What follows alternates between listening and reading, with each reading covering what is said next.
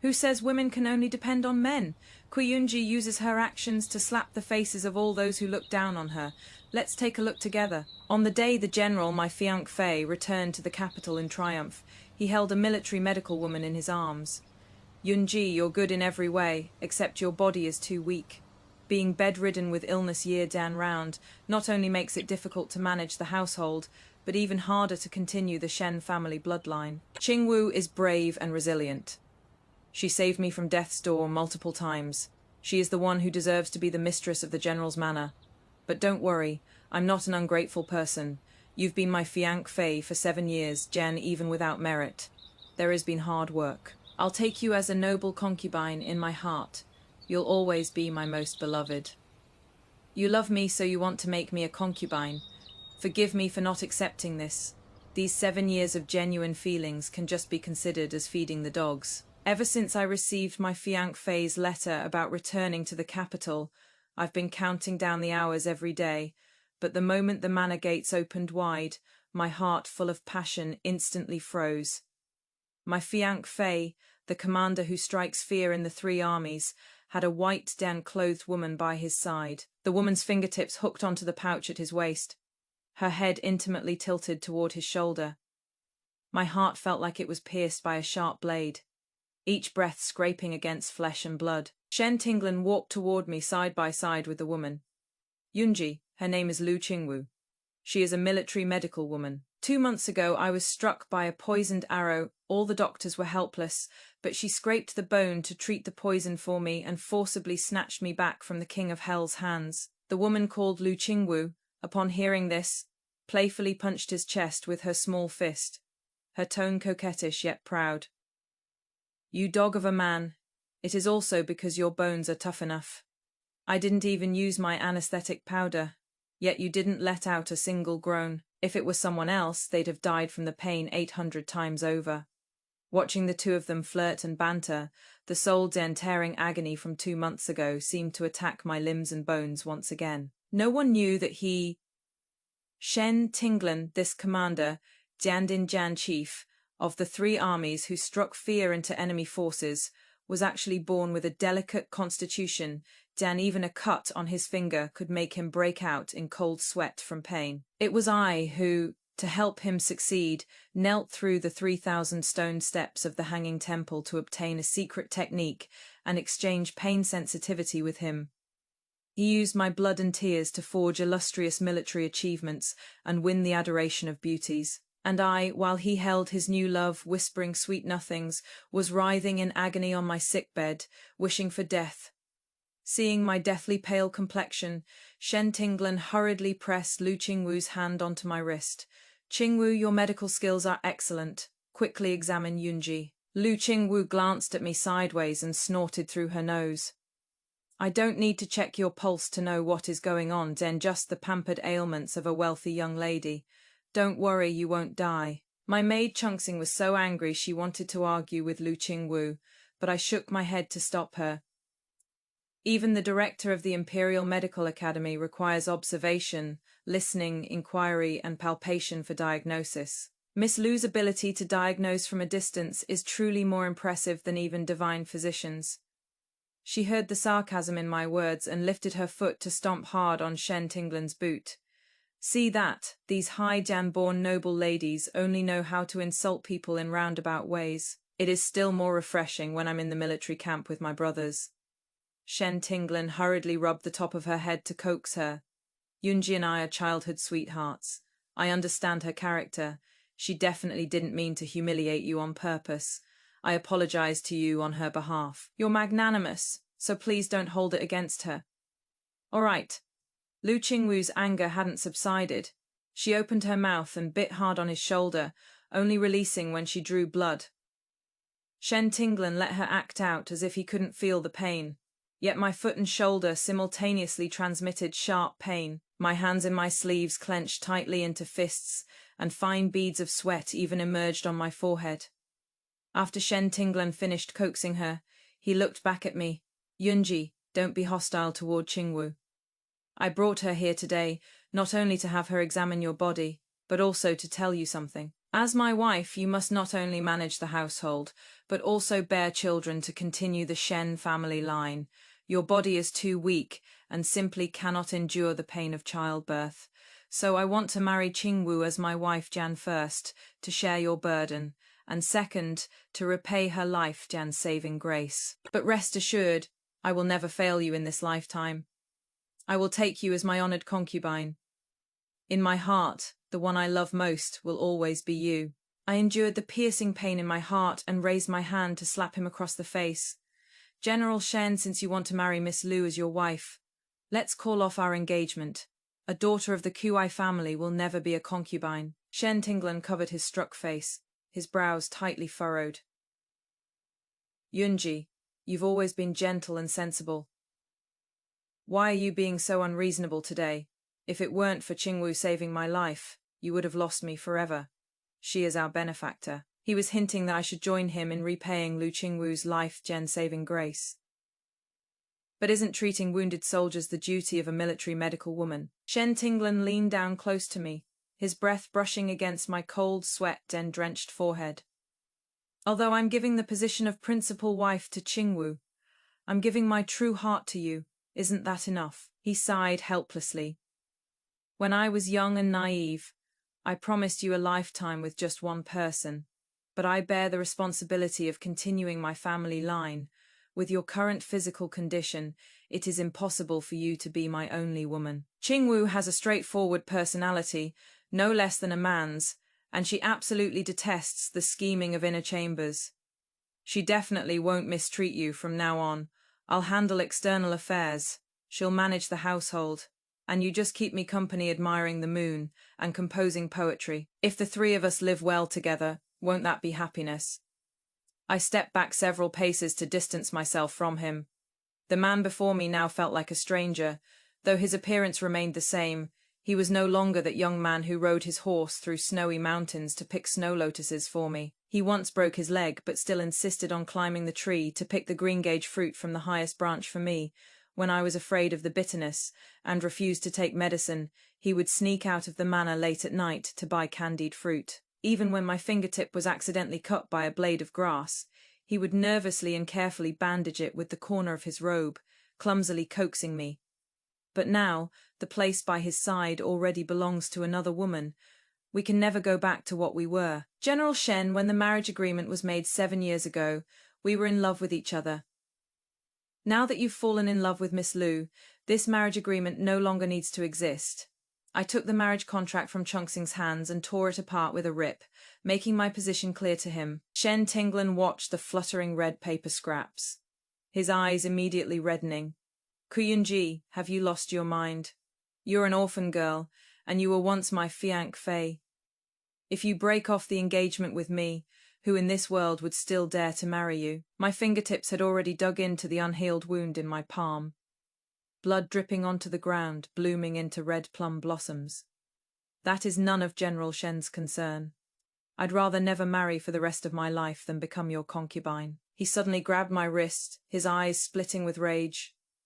Yunji, this marriage agreement was made by your mother before she died. Do you want to go against her dying wish? I laughed out loud, the vibration causing sharp pain in my chest. What mother wanted me to marry was the young man who knelt before her bed 7 years ago and swore, I'd rather die than betray Yunji. Absolutely not this ungrateful wretch who now forces me to be a concubine in the name of love. Shen Tinglan, you were once an orphan. It was my mother who raised you, taught you to lead troops in battle, and paved your path to success with military achievements. Now that you've achieved fame and success, is this how you repay her kindness in raising you?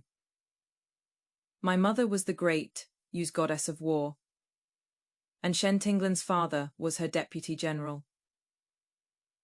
Later, when Father Shen died in battle, Mother adopted him. Mother watched him grow up, believing he was someone worth entrusting one's life to. On her deathbed, she arranged our engagement. I too once regarded Shen Tinglan as someone to rely on. I willingly exchanged pain with him, only to help him leave his name in history. But now, I'm unwilling this 7 years of wholehearted devotion.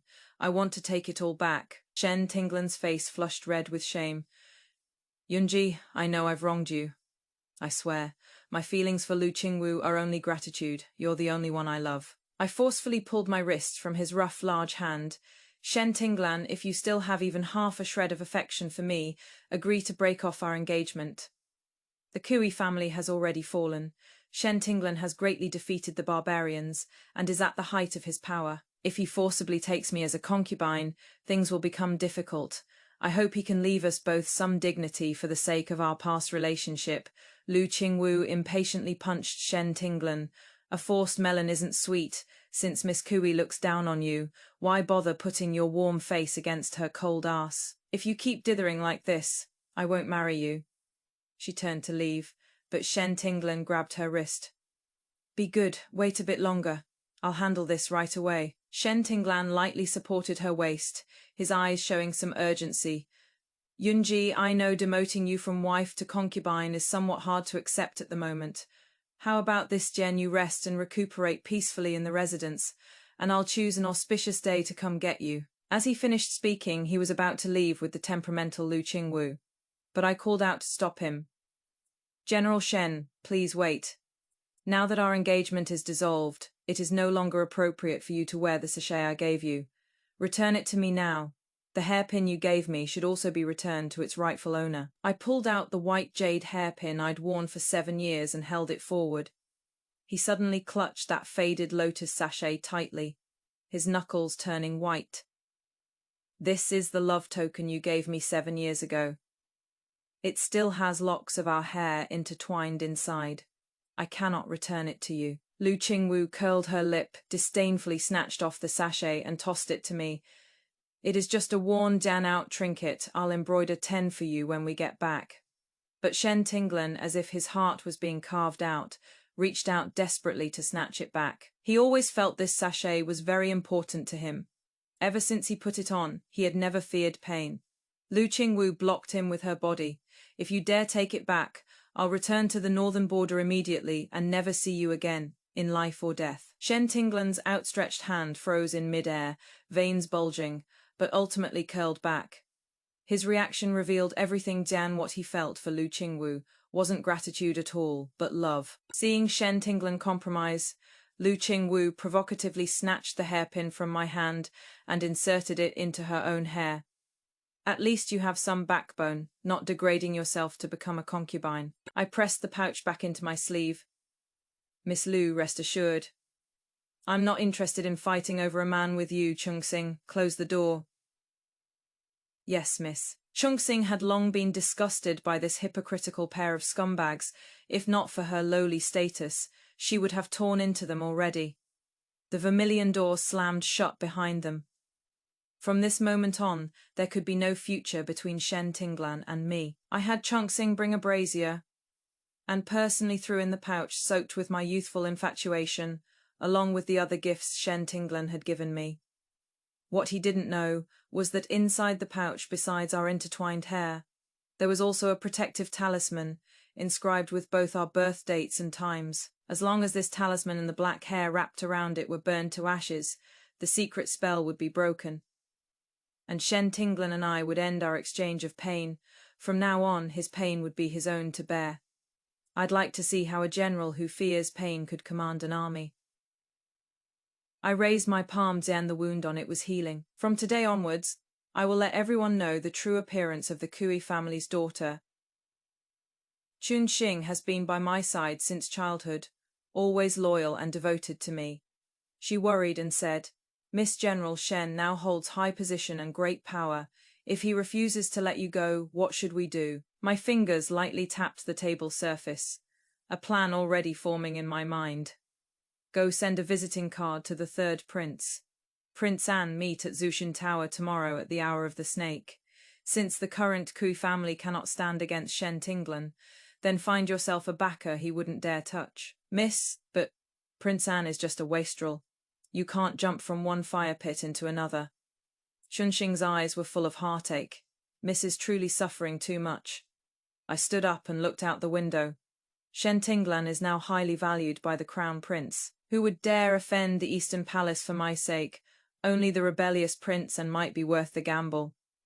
In the private room of Zuichun Tower, incense smoke curled in the air. Prince Anne's python robe had a crowdan blue base that appeared like ink in the shadows, but under the light revealed silver kuidzan dragon patterns. A jade crown bound his slightly disheveled black hair. Beneath crow jen feather lashes were two traces of bluish jan grey. It seemed that last night he had once again indulged in tender pleasures. The mutton dan fat jade thumb ring on his finger knocked against the red sandalwood table surface, the clear sound like a night watch drum. Miss Cuy's complexion is quite good today. Speak then, what is your purpose in asking this prince here? I met his probing gaze and stated frankly, this subject's daughter wishes to seek the position of Princess Anne. I lowered my voice in his suddenly constricted pupils. Within a year, I will use the commander's seal of the 3 armies as my dowry to help your highness compete for the position of crown prince. The incense suddenly sparked.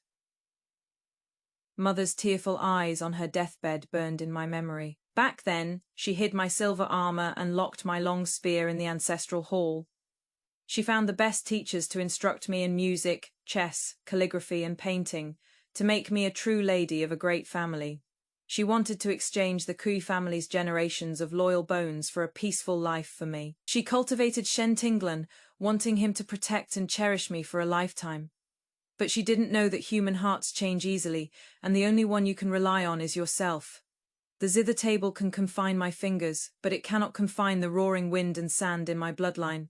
Mother, I must break my promise. Only that battlefield with its setting sun-like blood is the burial ground for a daughter of the Cuy family. Prince Anne looked at my resolute eyes and nodded as if possessed. I'll write. I'll marry you.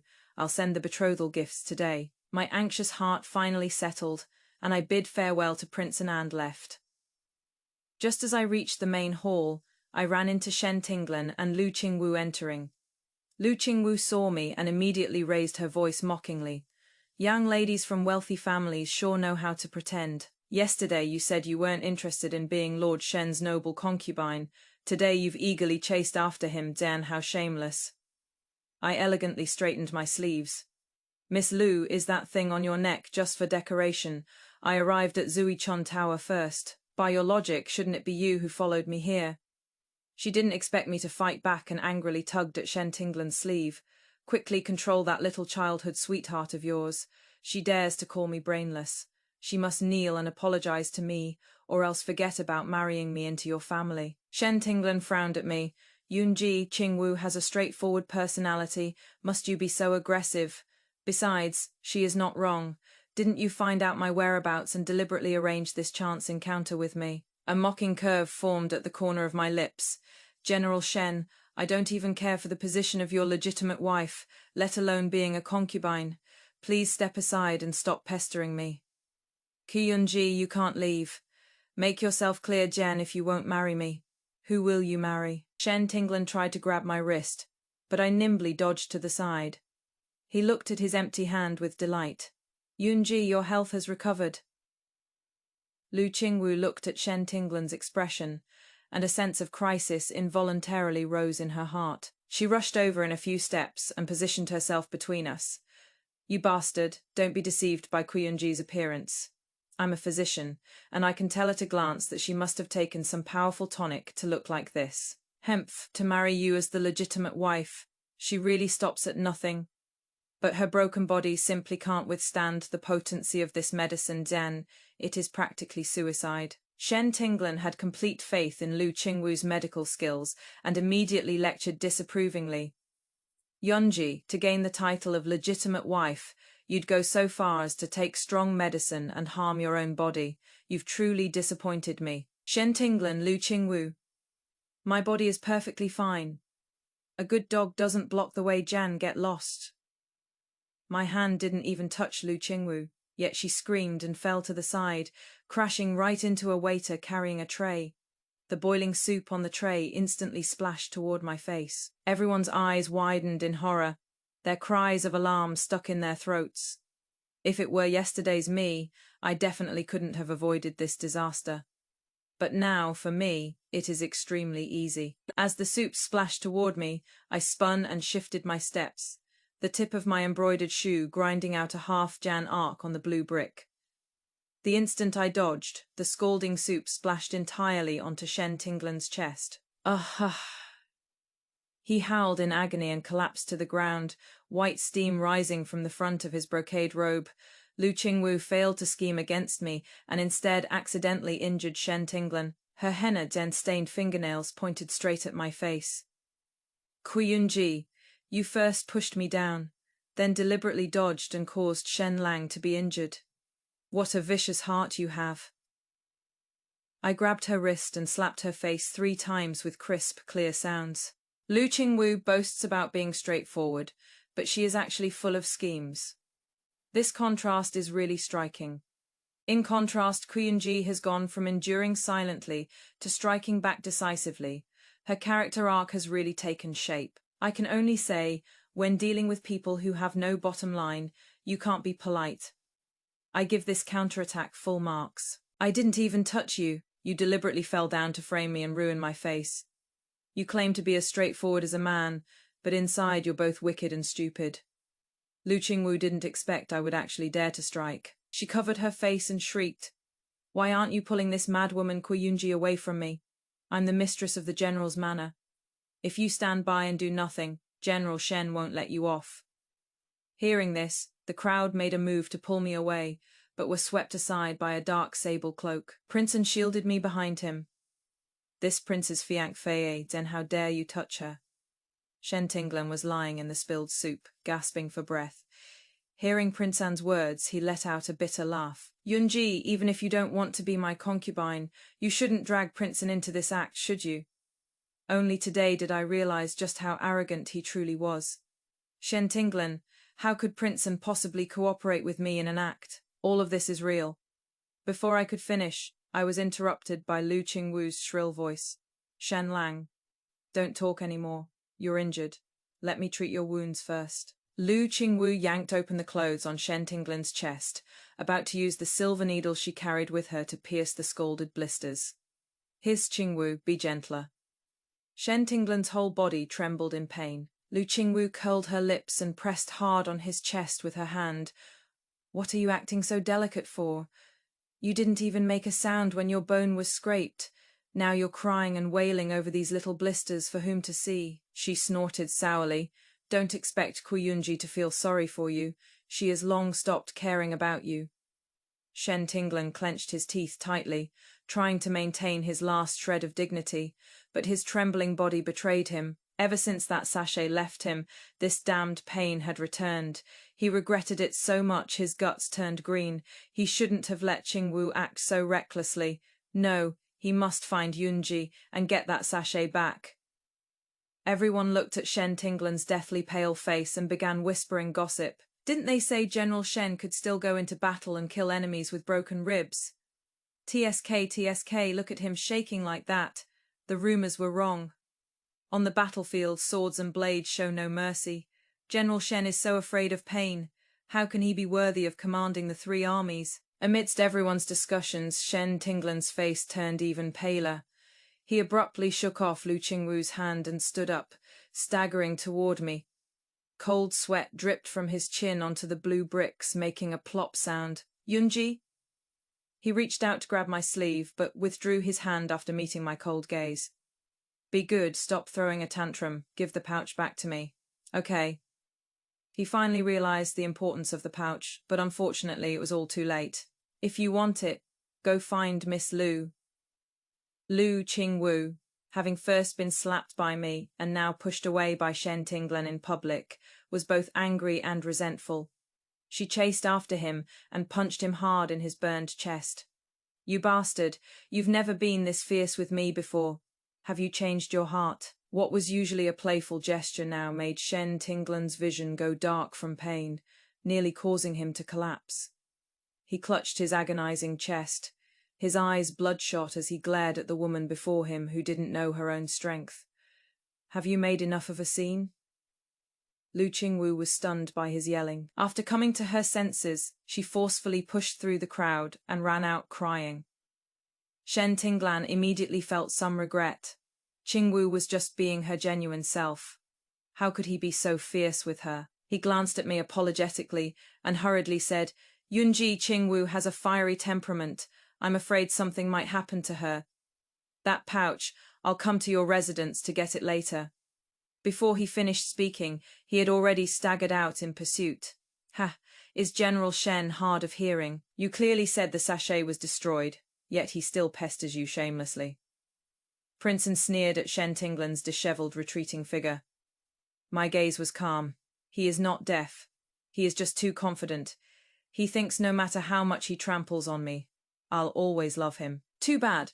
I've always preferred to have nothing rather than settle for less. Princeton nodded. Rest assured, this prince isn't blind. I can tell the difference between fish eyes and pearls.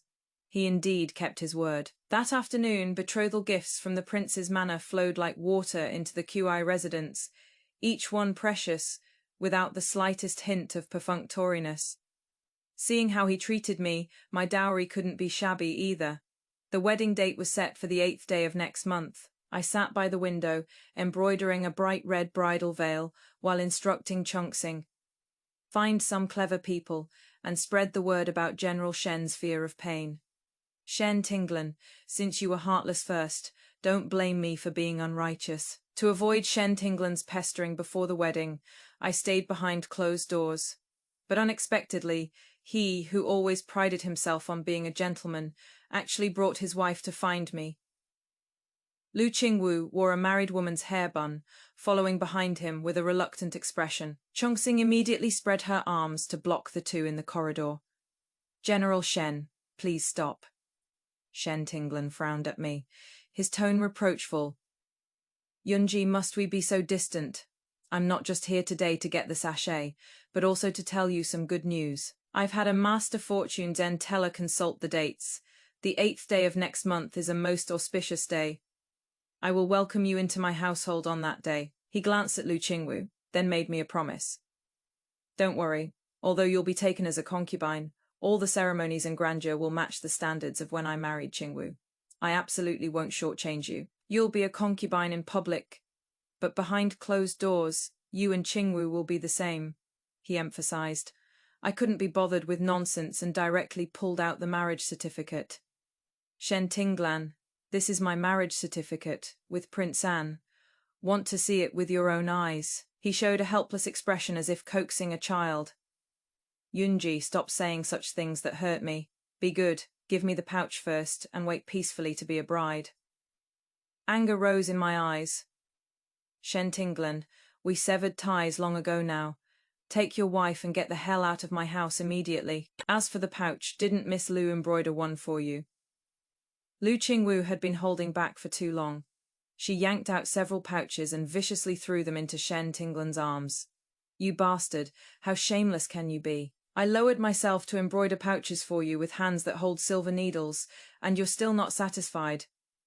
You actually came here to Kuyunji's place to beg. Do you think mine are ugly? Shen Tinglan didn't even look at them and directly flung those pouches to the ground, saying irritably, yours are useless. Only Kuyunji's pouch has pain-relieving effects. I bent down to pick up a sachet, on which the pair of mandarin ducks were embroidered like drowned ducks. Although crooked and twisted, the stitches were dense and numerous, showing that effort had been put into it. Shen Tinglan, all sachets are the same. He shook his head, his voice trembling. No, you're lying. 7 years ago, wearing the one you gave me, no matter how serious the injury, I could grit my teeth and get through it. But now, just a minor wound makes me hurt so much, I wish I were dead. He stared at me intently, his eyes full of bloodshot veins. Yunji, tell me, what the hell is going on? What else could it be? Of course it is, because I've been nursing your body back to health these past few years. The reason it hurts so much this time must be because you haven't been drinking the nourishing soup I've been making for you lately. Hemps, I'm a doctor, Dan. You don't ask me, what is the point of asking her?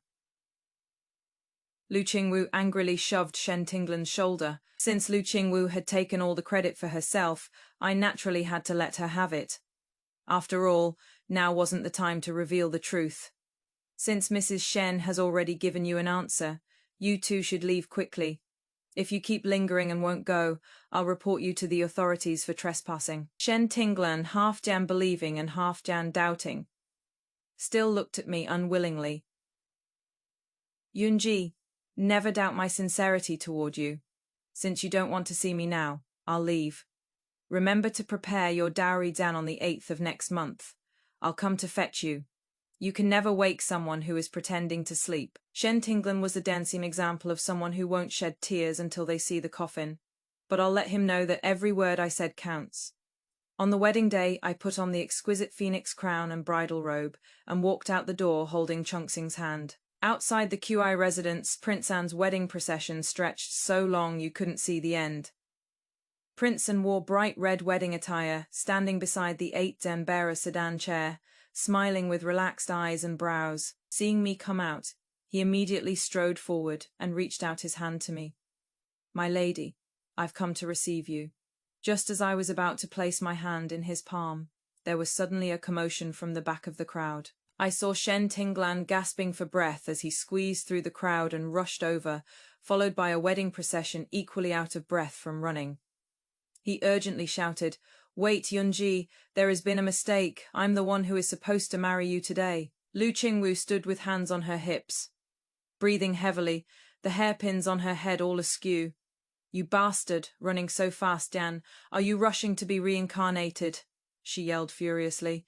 "It is just taking a concubine. Who cares to compete with you for it? This morning you were perfunctory and hurt me, so tonight's wedding night with Yunji should be postponed. If you want to come to my room, you have to compensate me double." Shen face flushed red to his ears with a whoosh.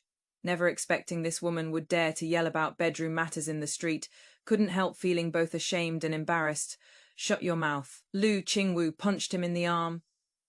Well, Yunji hasn't even entered the door yet, and you're already starting to dislike me. You dare treat me like this, Jen, just wait and see how I take care of her after she comes in. She deliberately emphasized the words, take care, with heavy stress. The onlooking common folk now understood everything and buzzed with discussion. "Oh my, General Shen, are you bringing your legitimate wife here to take Miss Kui as a concubine? Before picking her up, you even had a romp with your wife at home. Miss Kui is the pearl that General Kui once cherished in his palm. And the Kui family has shown you kindness, Jen. Isn't this way too much bullying?" Shen was so embarrassed, he just wanted to find a crack in the ground to crawl into. He deeply regretted at this moment. Why did he ever think Lu Qingwu's straightforward personality was adorable? She was clearly just stupid. He bit the bullet and explained, "What do you all know? Miss Kui has a weak constitution. I'm doing this for her own good. Status isn't that important for women's and a husband's favor is what matters most." I coldly swept my gaze across his hypocritical face, steadily placing my hand in Prince Anne's warm palm. "General Shen, I never agreed to be your concubine. Today is the joyous day of my wedding with Prince Anne. Please leave immediately with your wife and stop making a fool of yourself here." Shen stared deadly at our clasped hands, his teeth nearly grinding to pieces. "Yunji, how can you marry someone else? Have you forgotten the vows we once made?" Prince Anne looked at Shen appearance of being wounded by love and sneered out loud. "What vows? The vow to love her by taking her as a concubine." He raised his eyebrows, full of mockery. A burst of mocking laughter immediately erupted from the crowd, everyone chiming in with their comments. "General Shen, a concubine, to put it bluntly, is just a servant. You're being too insulting. You're truly confused, letting a medical woman of unknown origin be the legitimate wife, while making your benefactor's daughter a concubine. That is too degrading." Some things the common people dared not say outright, but Prince Anne had no such reservations. "Shen I really must thank you for being brains and dead, giving me the chance to marry such a wonderful princess consort as Yunji." He deliberately raised his voice. "You said my wife has a weak constitution, but this prince sees she is even healthier than you." Shen was stung into instinctively looking at me. He saw my cheeks rosy and radiant, my spirits high, where was even half a trace of my former frail appearance. His eyes lit up and he blurted out, "Yunji, did you encounter a divine physician who completely restored your health? That is wonderful, since you can shoulder the responsibilities of the household mistress. The position of Lady Shen will always be yours." Lu Qingwu instantly exploded. "Shen what do you mean? Are you trying to demote me, your lawfully wedded wife, to the lowly status of a concubine? Shen Tinglan frowned. Qingwu, I told you long ago that I made you the legitimate wife because Yunji's health was weak. Now that her health has greatly improved, you naturally need to return the position of mistress of the household to her. His eyes carried some doubt. Didn't you say you only loved me as a person and didn't care about status? Lu Qingwu glared at Shen Tinglan angrily. What decent girl would willingly become someone's concubine? I don't care. I've already taken this position of legitimate wife, and I won't give it up. Shen Tinglan's eyes instantly overflowed with fury, and he raised his hand and slapped Lu Qingwu's delicate face several times. I've truly spoiled you rotten. You need to know. In my heart, Yunji is the most important one. This position of mistress of the household, you must give up. Lu Qingwu's tears instantly fell. You bastard, if I had known you were this heartless, I definitely wouldn't have returned to the capital with you. Since you don't want me anymore, then just let me die. She glared at me viciously and headed straight toward the stone lion at the Fu gate to crash into it. I quickly ordered the servants to stop her.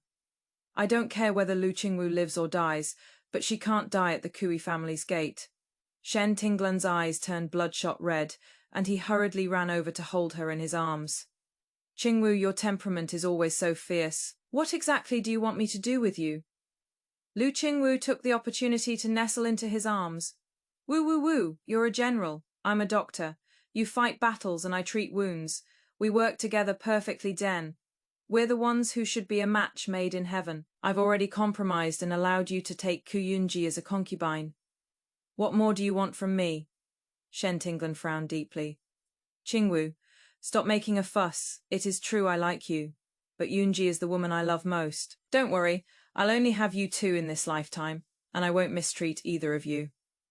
I coldly interrupted this nauseating scene. Shen Tinglan, stop having pipe dreams about wives and concubines living in harmony. The man I'm marrying is Prince Anne. From now on, when we meet, remember to call me Princess Anne. The bright red bridal veil fell, completely blocking my vision. I held Prince Anne's hand and sat steadily into the bridal sedan. Shen Tinglan hurriedly pushed away Lu Qingwu from his arms and chased after me. Yunji, you can't marry someone else. I was wrong, isn't that enough? I'll divorce Lu Qingwu right now. Will you marry me instead? My icy voice came from inside the bridal sedan. Shen Tinglan, stop disgusting me with your self-Jan righteous devotion. With one look from Prince Anne, the guards immediately surrounded Shen Tinglan. The wedding procession departed grandly amidst festive music. Shen Tinglan watched helplessly as the bridal sedan went far into the distance, feeling his heart ache as if it would split open. That girl he had sworn to protect with his life would never look back at him again. What should he do? How can he win back her heart? Prince Anne seemed unreliable, but he handled matters very reliably. The wedding ceremony went smoothly in the bridal chamber. He picked up the steelyard rod and gently lifted my red veil. My lady, you're so beautiful, your highness, I understand. I spoke up before him, not wanting to put him in a difficult position. We're just in a cooperative relationship. I'll sleep on the floor. I picked up a quilt to lay on the floor, but he gently grasped my wrist. I'm a man. I should be the one sleeping on the floor. How could I dare let the dignified prince and sleep on the floor? I shook my head repeatedly. Then, let's both sleep on the bed. I sleep very properly. I promise I won't disturb you. All right, he agreed readily. Perhaps my eyes were playing tricks on me, but I actually saw a fleeting smile in his eyes. The next day at dawn, I stared at the bloodstain on the chastity cloth, somewhat dazed. Prince Anne hurriedly explained, Don't worry, I didn't touch you. It is my blood to fool the palace inspection. Looking at the man whose ears were slightly flushed, I suddenly felt that he seemed quite different from the rumoured playboy after marriage, except for not having conjugal relations. We were very harmonious in all other aspects. I thought, if we could treat each other with such respect for a lifetime, that would be quite nice. In the blink of an eye, it was time for the royal hunt.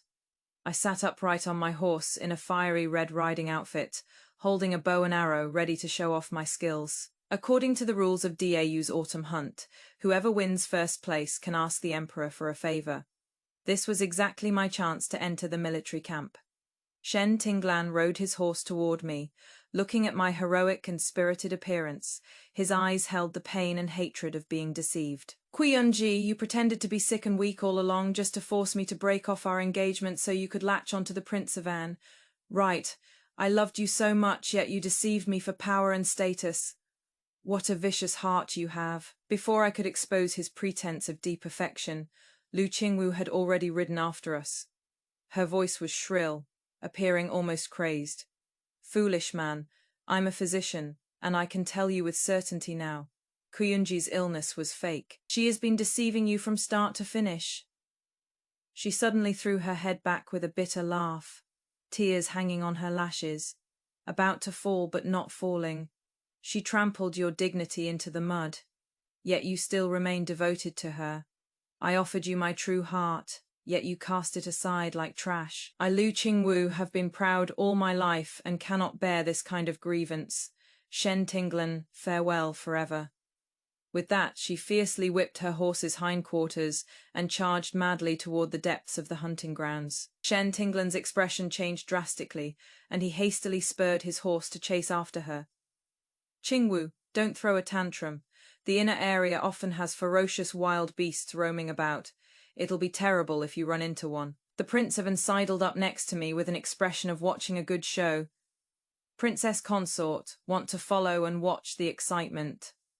I nodded. The rabbits and pheasants in the outer area have all been snatched up. If we want to take first place, we'll have to go deeper in. All right, I'll go with you. But I don't know martial arts, so wife, you must protect me. He immediately put on a delicate and weak appearance. After spending these days with Prince Anne, I've come to realize that this man seems to really enjoy acting spoiled with me.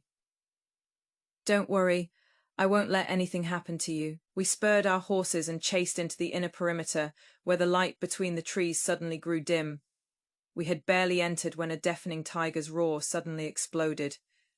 Get lost, you beast. In panic, Lu Qingwu actually pulled out the silver needles and poison he carried with him, throwing them haphazardly at the tiger.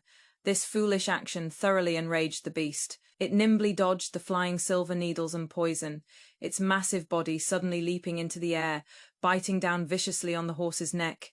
A clear sound of bones cracking rang out as the horse neighed and crashed to the ground. Lu Qingwu was thrown heavily to the ground, crying out shrilly to Shen Tinglan, who was galloping over on horseback. Shen Lang, save me. Don't move. Don't provoke it further. Shen Tinglan shouted sharply, leaping off his horse and barely managing to pull her into his arms before Lu Qingwu perished in the tiger's jaws. Watch out behind you. Lu Qingwu looked at the massive beast pouncing again, her face turning deathly pale with fear. Shen Tinglan held her with one arm, turned around and swung his sword to stab at the tiger's head. But he was holding someone in his arms, so his movements and strength were greatly reduced. Though the sword blade wounded the tiger, its sharp claws also viciously swept across his shoulder and back. In an instant, a large chunk of bloody flesh was torn off. Intense pain flooded over Shen Tinglan like a deluge. His vision went dark, and cold sweat instantly soaked through his clothes. His voice trembled. Qingwu, didn't you say the medicine had restored my body? Why does it still hurt so much? You bastard! How dare you question my medical skills? Lu Qingwu said in exasperation. Now's not the time for nonsense. Hurry up and lift me onto the horse. Lu Qingwu talked about wanting to die, but she cherished her life more than anyone. Shen Tinglan's arms were twitching from the pain. He gritted his teeth and said, I can't lift you, do it yourself. Lu Qingwu, both angry and frightened, pounded on his chest and shrieked. My legs are too weak from fear. You're my man. How can you be so useless? I don't care. Lift me up now. Intense pain and rage burned through Shen Tinglan. He suddenly pushed away the person in his arms. Lu Qingwu, don't you pride yourself on being strong and brave, daring to snatch people from piles of corpses on the battlefield? What are you acting so cowardly for now? Lu Qingwu's eyes flickered. I twisted my ankle when I fell off the horse just now. Stop nagging, help me up first, then I'll pull you up. With this delay between the two, The tiger had already steadied itself again, let out a deafening roar, and pounced once more. Shen Tinglan's face turned deathly pale as he raised his sword to stab again, but protecting Lu Qingwu left him full of openings. After several exchanges, when he turned sideways to shield Lu Qingwu, the tiger seized the opportunity, and its bloody maw savagely bit down on his left arm. Ah! Shen Tinglan let out a piercing, miserable scream, the terrifying sound of his arm bone shattering clearly audible. He fell heavily to the ground, no longer able to get up. Just as the tiger's jaws were about to crush his skull, whoosh! A feathered arrow tore through the air, precisely piercing through the fierce tiger's throat. The giant tiger crashed to the ground. In the distance, the sound of galloping hooves approached rapidly. The people participating in this hunt were rushing over. Shen Tinglan endured the pain and raised his head, his eyes bursting with incredible delight. Yunji, your archery is actually this remarkable. You saved me, Jian. Does this mean you still have feelings for me in your heart? Prince An was directing his guards to deal with the tiger's corpse. Hearing this, his movements paused slightly as he tilted his head to listen intently. I sat upright on my horse, spine straight, looking down from above at the man with his severed arm stained with blood, utterly wretched. My voice calm and emotionless. General Shen, it seems your delusions are growing more serious by the day. In today's dangerous situation, no matter who was falling into the tiger's jaws, I would have released this arrow. There were two real reasons I saved Shen Tinglan. First, the Crown Prince had already arrived with his people, and I absolutely could not let him witness me leaving Shen Tinglan to die. Second, I don't want to let Shen Tinglan die so easily. He owes me, and I need him to repay everything, principal and interest, piece by piece. A general who has lost his arm and fallen from grace, Dan. Wouldn't that be more torturous than death? Seeing the crisis resolved, Lu Qingwu instantly returned to her usual arrogance. She pointed at me and cursed.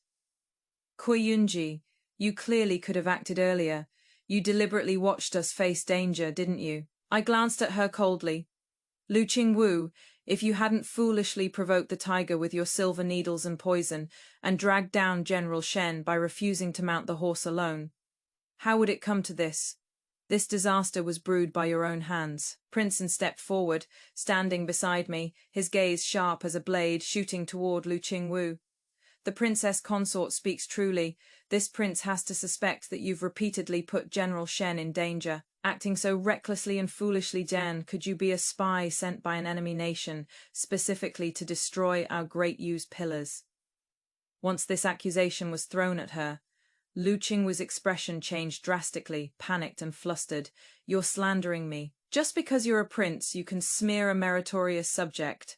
How many times have I saved Shen Lang? How many soldiers have I saved? Shen Lang, say something. She lunged over, wanting to shake Shen Tinglan, but shrank back in alarm at the fresh blood gushing from his severed arm. Shen Tinglan's wound was touched by her, causing him to groan in pain continuously, his face pale as paper. He stared fixedly at Lu Qingwu, his eyes colder and more suspicious than ever before. Lu Qingwu, Princeton is right. How many things have you been hiding from me? My previous immunity to pain wasn't your doing, was it? Lu Qingwu's heart panicked. She forced out a wronged, coquettish expression and tugged at his intact sleeve. Shen Lang, I've already done my best to help recuperate you. It is your natural pain sensitivity that is different from others, Dian. There is nothing I can do about it. Shen Tinglan muttered in a daze, his empty gaze sweeping over me. Ever since my pain sensitivity returned, Yunji's body recovered without any medicine. If you hadn't misled me repeatedly, I would have realized it long ago. All my achievements today are thanks to Yunji. Immense regret and physical agony nearly consumed him. Lu Qingwu's eyes brimmed with tears, her voice choked with sobs. Shen Lang, even if I deceived you about some things, the fact that I saved you so many times is real. Isn't it without me, the grass on your grave would be taller than a person by now? She avoided the key issue and instead emphasized her own contributions. As for this pain exchange thing, it is even more absurd. How could such a miraculous secret method exist in this world? All right, stop talking and save your strength.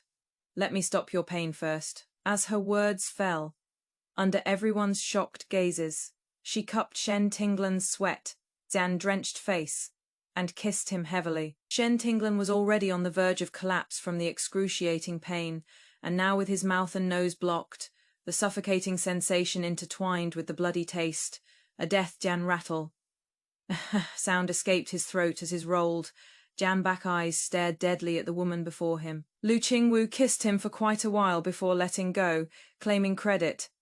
Shen Lang, love can stop pain, doesn't it feel much better now? Just bear with it a bit more. I'll stop the bleeding for you right away. She frantically scattered the wound medicine haphazardly over the ghastly wound on his severed arm, and ignoring Shen Tinglan's convulsions from the intense pain, with a rip she tore off her blood and stained hem to bandage it. Wait. Shen Tinglan endured the excruciating pain and growled lowly, a final glimmer of hope in his eyes. Didn't you say you had the ability to revive the dead and regrow flesh on bones? Hurry up and reattach my arm. Lu Qingwu's movements froze, her eyes flickering. That was the brothers in the army exaggerating. Even a divine physician wouldn't have that ability. Shen Lang, trust me, you're so capable that even with just one arm you'll still be the awed and inspiring general of the Northern Pacification. After hearing her feeble and powerless consolation, Shen Tinglan directly fainted and passed out. The Crown Prince furrowed his brows tightly and immediately waved his hand.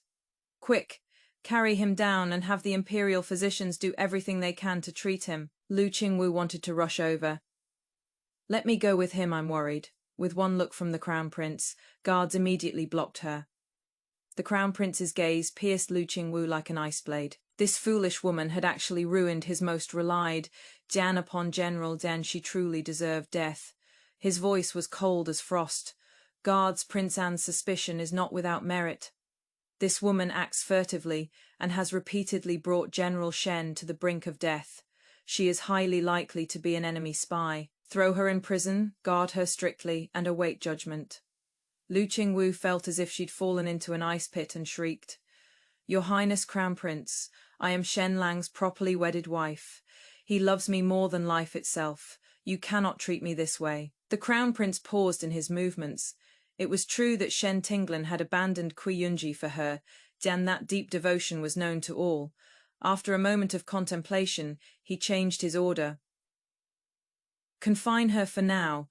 We'll decide after General Shen wakes up. The guards dragged away the crying and struggling Lu Qingwu. Prince Anne and I also returned to our tent with our game. When the Emperor heard that not only had Shen Tinglan been confirmed to fear pain, but had also lost an arm because of a woman suspected to be a spy, his expression darkened like water, disappointed to the extreme. He only coldly ordered the Imperial physicians to do their best to treat him, and the autumn hunt would continue as planned. 3 days later, having hunted a fierce tiger, I took first place upon the high platform. The Emperor looked at me with affection, truly worthy of being General Kui's daughter. Speak, what reward do you wish for? I kowtowed respectfully, my voice clear and firm. In response to Imperial Father, your daughter Janin Dan Law wishes to follow her mother's example from years past Dan to don armor, and take up arms guarding the frontier for your majesty. The Emperor's eyes flashed with approval, and he clapped his hands and laughed. Good, worthy of being a child of the Kui family, with loyalty and courage carved into your bloodline. I grant your request. Starting today, you will enter the Northern Army and temporarily serve as Vice-General to Shen Tinglan. Thank you for Father Emperor's great grace.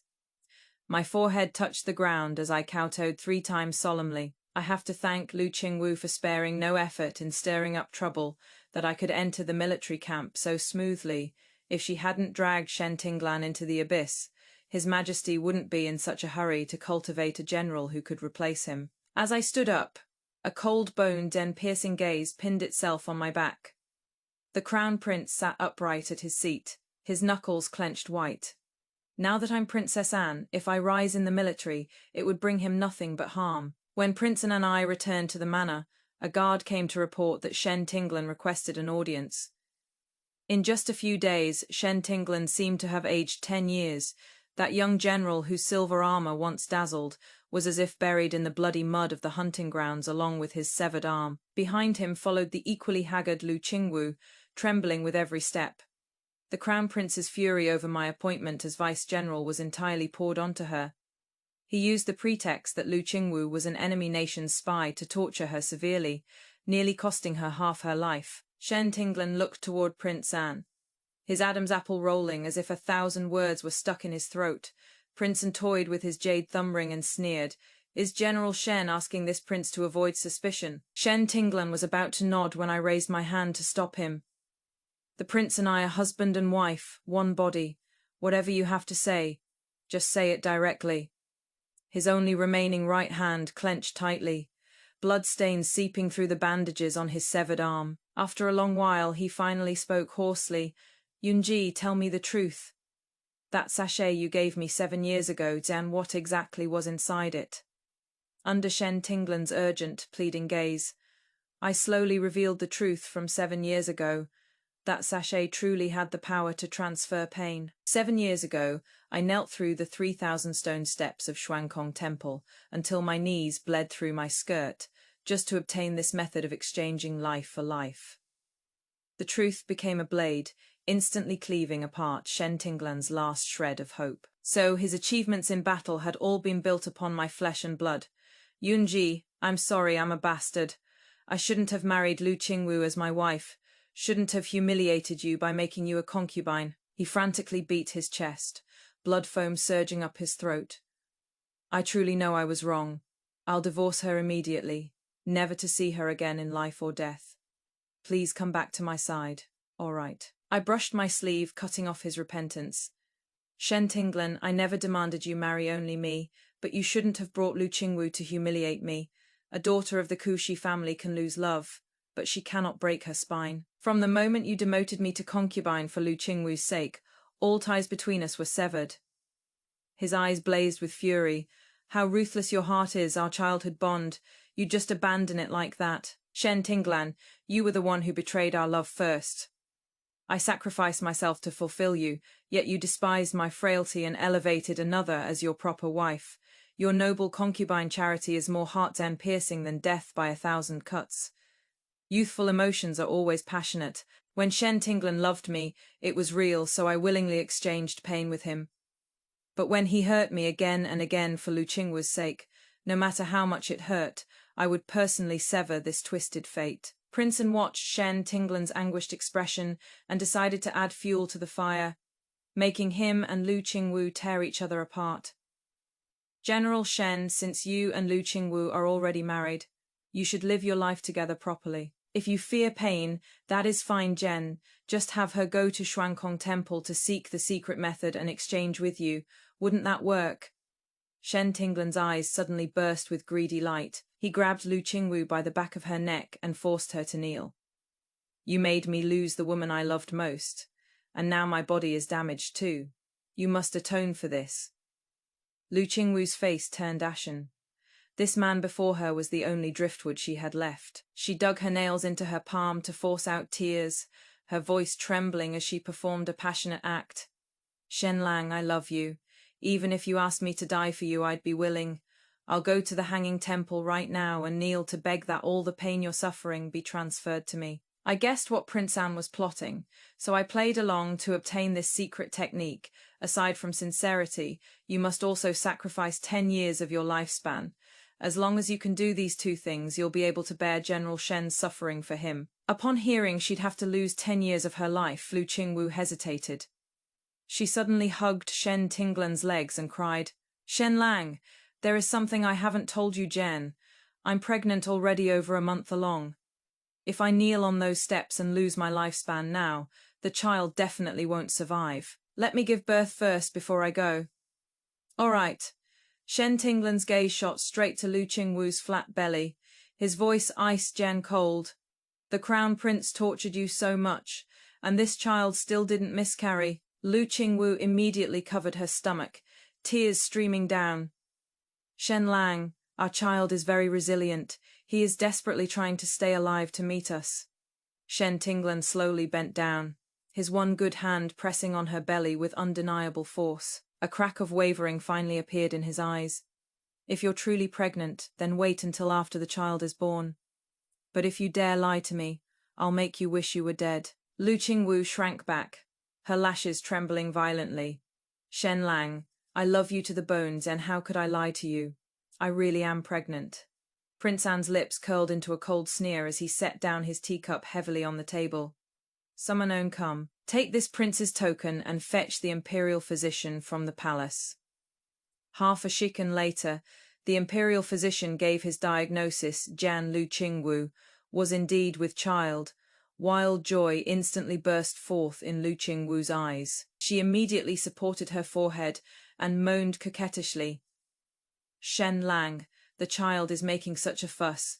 My stomach is churning. Let's go back quickly. She was certain that his bloodline was Shen Tinglan's weak spot. Sure enough, Shen Tinglan pressed his lips tightly together. Even as hatred surged within him, his gaze still softened when it touched her belly. In the days that followed, I threw myself wholeheartedly into training troops at the military camp, leaving early and returning late. Prince Anne's gaze toward me grew increasingly resentful day by day, as if he wanted to speak but held back. This day, just as I stepped through the manor gates, Chunxing rushed over with a deathly pale face.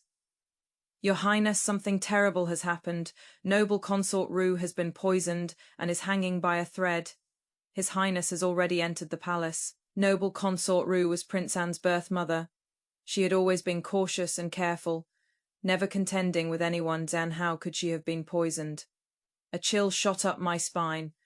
Without time to think further, I hastily mounted my horse and headed toward the imperial palace. Noble Consort Ru's condition was critical. The imperial physicians surrounded her bedside, every one of them wearing a grave expression. That usually carefree and unrestrained Prince Anne. Shaolin now seemed like a different person entirely, his whole body radiating an icy chill. His jawline tense to the extreme. I walked to his side and gently touched his clenched fist. Don't be afraid, Mother Consort will surely turn danger into safety. He suddenly turned around and pulled me into his embrace, his chin pressing heavily on my shoulder, his voice hoarse and trembling. Ah, Z, if Mother Consort can't make it through this time. Scalding liquid instantly soaked through my collar. My heart suddenly clenched. Since our marriage, this was the first time he had shed all pretense, revealing his deepest anxiety and dependence. I instinctively wrapped my arms around his narrow waist, my palms feeling his slightly trembling back. For an entire night, we kept watch by the cold bedside, until the moment dawn pierced through the window paper. Consort Ru's eyelids trembled almost imperceptibly. I immediately leaned down and called to her softly. Mother Consort, are you awake? Consort Ru's eyelashes trembled, and she finally struggled to open her eyes a crack. Her pale, chapped lips tried hard to curve upward, her voice weak yet soothing. Ah, gee, Lina, don't be afraid, Mother Consort has pulled through. The enormous weight on Shaolin's and my hearts crashed to the ground, and we immediately summoned the imperial physician inside. After taking her pulse, the physician bowed and said, Your Highness, the Princess Consort, her ladyship is no longer in mortal danger. However, the poisoning this time was extremely severe, and her vital energy and blood are both depleted. She must rest peacefully and cannot withstand even the slightest setback again. After the imperial physician withdrew, a cold light flashed in Shaolin's eyes as he ordered in a deep voice, Seal the palace gates. The palace servants knelt trembling all over the floor. Under interrogation, all the clues seemed to vaguely point toward the Empress of the Central Palace. The Empress was the Crown Prince's birth mother, which meant this poisoning was instigated by the Crown Prince. At this moment, I suddenly understood Zan all these years. Consort Ru had been cautious and unassuming, never competing for anything. And Shaolin's reputation as a wastrel had spread far and wide, all to dispel the Empress and Crown Prince's wariness, and thus preserve their lives. My appearance had become the wave-gen breaking oar stirring up stagnant waters. The position of Deputy General at the military camp made the Crown Prince feel even more threatened. Consort Ru's poisoning this time was only a warning. If I didn't voluntarily resign from the Deputy General position, next time, what would be before Consort Ru's bed would only be a cold coffin. My fingertips dug deep into my palms, and I felt iced and cold all over. A warm hand suddenly covered the back of mine. Consort Ru looked at me, her bloodshot eyes revealing a resilience that had been dormant for many years. Ji, don't blame yourself after enduring for so many years. It is time for Mother Consort to fight back. Her gaze turned to Shaolin with an unquestionable determination. Lina, you go out first. Mother Consort has something to say to Ji alone. Shaolin dared not disobey Mother Consort's wishes and could only reluctantly withdraw, looking back every few steps. The palace doors closed, and Consort Ru held my hand, patting it gently. Her voice was weak yet exceptionally clear. Ji, Lina isn't as wayward as the world sees him. That reputation of his for frequenting pleasure houses is nothing but a fiancé to deceive outsiders. He is pure and has never been intimate with those women. A faint smile appeared on her pale face. In his heart, he has actually always loved you. The day he received your visiting card, he was so excited he didn't sleep the entire night. My heart suddenly skipped a beat, and I instantly recalled the dark circles under Shaolin's eyes that day. So it wasn't from indulging in wine and women, but because of me. Consort Ru voice grew heavier, falling into painful memories. 7 years ago, among all the princes, Lina was the most talented. He excelled in both policy essays and archery, taking top honors in everything and earning His Majesty's favor. And precisely because of this, he attracted a vicious hand. She closed her eyes as if she could still feel the despair of that time. Though his life was saved, his body has never been the same. When the residual poison flares up each month, he suffers a fate worse than death. No wonder Shaolin disappears for a few days every month, Jan. It is because of this. A cold sneer tugged at the corner of her mouth. Clearly all the evidence pointed to the Empress. Yet His Majesty, who claimed he would protect us mother and son, forcibly suppressed the matter out of fear of the Prime Minister's manner backing the Empress. It was at that moment I became completely heartbroken over the Emperor. She sighed wearily. From that day on, I concealed my edge, no longer competed for favor, and had Lina wear the mask of a wastrel. We just wanted to survive in this deep palace. I thought this would be my life, but then you appeared. You broke off the engagement with the Shen family and chose Lina. At first I was worried, but seeing him happy for you, thinking of his unextinguished talent for governing the country, I softened in the end. Consort Ru suddenly gripped my hand tightly, an astonishing light bursting forth in her eyes. The Crown Prince is jealous of the talented, vengeful over the smallest slight, absolutely not a wise ruler. If this kingdom falls into his hands, who knows how many loyal officials and generals will die unjustly. So, I want to take a gamble. You are General Kui's daughter. The blood of the Kui family flows in your body. You definitely won't disappoint me. Right? So Shaolin's incident was 7 years ago. And Mother also died from poisoning 7 years ago. Could it be that Mother's death is also connected to the Empress and Crown Prince? Shen is the Crown Prince's most capable lieutenant. Is he completely unaware, or a cold, Dan-eyed accomplice? Countless questions coiled around my heart like venomous snakes. I gripped Consort Ru's ice-cold hand in return. Mother Consort, rest assured, I won't disappoint you and His Highness. Consort Ru's gaze was as firm as rock. Good, from today on, Mother Consort will find a way to regain the Emperor's favor. Lina's safety is entrusted to you. Shaolin and I returned to the prince's manor from the imperial palace. Shaolin stole glances at me several times, his lips parting and then pressing tight again. Seeing him like this, wanting to speak, but hesitating, my heart tickled slightly, and I felt the urge to tease him. I deliberately leaned in, moving close to his ear and whispering, "Your Highness, do you want to know what the imperial concubine said to me?" My warm breath brushed against his ear, and his body visibly stiffened. His ear tips instantly flushed red, and his eyes fluttered away in panic. "It shouldn't be something I can't hear, right?" I chuckled softly, my fingertip lightly touching his burning earlobe. "The imperial concubine said that our Prince Anne, who has such a reputation out there, is actually the most innocent at heart." Shaolin suddenly coughed, his Adam's apple bobbing rapidly, barely daring to look me in the eye. "Wife, do you want to consummate our marriage with me?" I had no such intention originally, but seeing him like this, Jan cornered, and at a loss, Jan, my heartbeat actually skipped a beat. Spending the rest of my life with him didn't seem so bad after all. Following my heart's desire, I reached out to hook my hand around his neck, pulling him toward me, tilting my head up to kiss those alluring red lips. But he suddenly turned his face aside, his warm lips only barely grazing my cheek. Not yet. His voice was hoarse, carrying a restraint that seemed almost painful. Shaolin's rejection poured down like a basin of cold water. The imperial concubine clearly said he had feelings for me, Jan. Could she have misunderstood? I tugged at the corner of my mouth, Jan mockingly. A forced melon has no appeal. Since it is not mutual love, why entangle? My fingertips had just loosened from his neck when his arms, like iron hoops, suddenly encircled my waist. My lady, it is not that I don't want you. His breathing was rapid, his eyes churning with struggle. There is still residual poison in my body. I can't touch you. I'm afraid this broken body of mine won't be able to give you happiness. So that is how it is. I suddenly laughed, my fingertips brushing over his tightly knitted brows.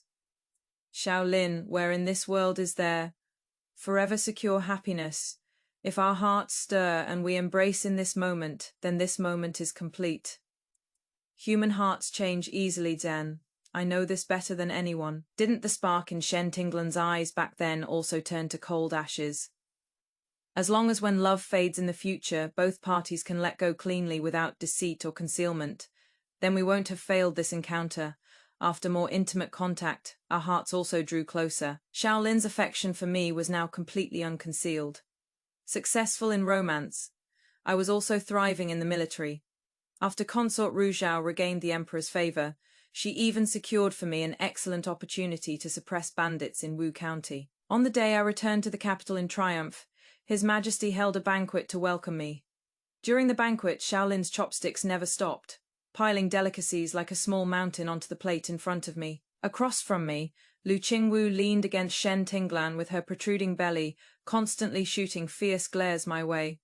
Suddenly, a piercing cough tore through the sound of strings and wind instruments. Princess Anning, only 6 years old, the most cherished jewel of His Majesty, and the Empress Dowager, was now clutching her throat, her small face instantly turning a terrifying purple damn blue, rolling in agony on the brocade carpet. The entire hall fell deathly silent, so quiet you could hear a pin drop. His Majesty's face turned ashen, the armrest of the dragon throne creaking under his grip.